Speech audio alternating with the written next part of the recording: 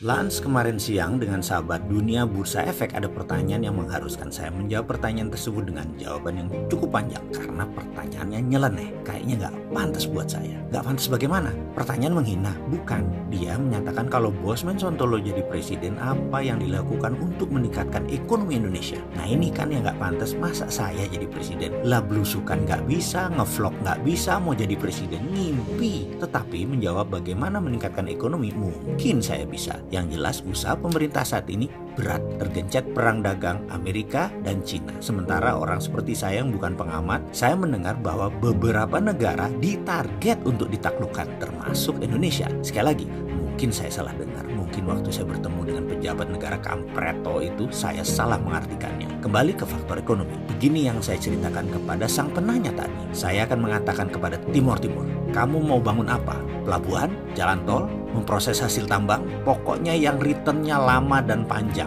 Jangan yang cepat, jangan yang ada revenue tinggi seperti cetak sawah, bangun pertanian, jangan seperti itu. Timor Leste tidak perlu keluarkan modal, investasi kecil aja paling 15%-an sebagai modal disetor. Indonesia menyiapkan tenaga ahli, procurement besi, semen, engineering design, sampai jadi Indonesia bangun pelabuhan, dam, dan jalan tol. Demikian juga Papua Nugini. Sama, kita tawarkan paket sepaket. Indonesia yang invest, barang Indonesia, tenaga kerja Indonesia, teknik Indonesia, Wika bisa, Adikarya bisa, swasta apalagi, semua bisa bantu. Target kita tahun ke-8 pasti kita sapu semua aset tersebut. Mereka nggak akan bisa bayar lah. Kita akan menjadi milik mayoritas. Tiru Cina di Bangladesh, tiru Cina di Pakistan, tiru Cina di Djibouti. Membangun lalu trap, jebak dan ambil balik. Ada 14 negara yang kita target adalah tetangga terdekat dahulu.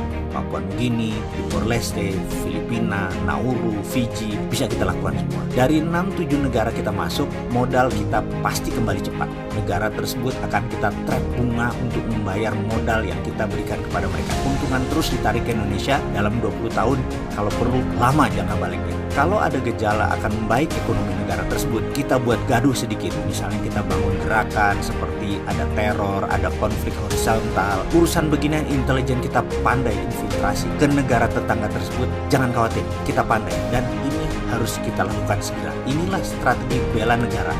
Inilah strategi peningkatan ekonomi yang namanya sharp power. Dan ekonomi Indonesia akan meningkat drastis dengan strategi ini. Kita akan pakai strategi sharp power tersebut secepatnya untuk meningkatkan ekonomi bangsa dan kedaulatan bangsa. Sekarang kalau perlu.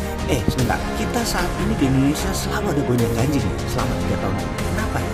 Partai lah ribut, teror lah, rupiah melemah lah, konflik horizontal antara agama. Kenapa ya? Oh iya, kita juga lagi bangun infrastruktur yang berkembalian jangka panjang dan pakai asing juga ya, kalau nggak salah. Sekali lagi, kalau Indonesia saat ini bagaimana? Demikian pertanyaan dilontarkan ke saya di ujung kalimat yang saya jawab. Oh, kalau yang di Indonesia, saya tidak pelajari yang saat ini. Mudah-mudahan tidak segitu geblek kemakan jebakan debt trap negara lain. Kan pintar semua pejabatnya.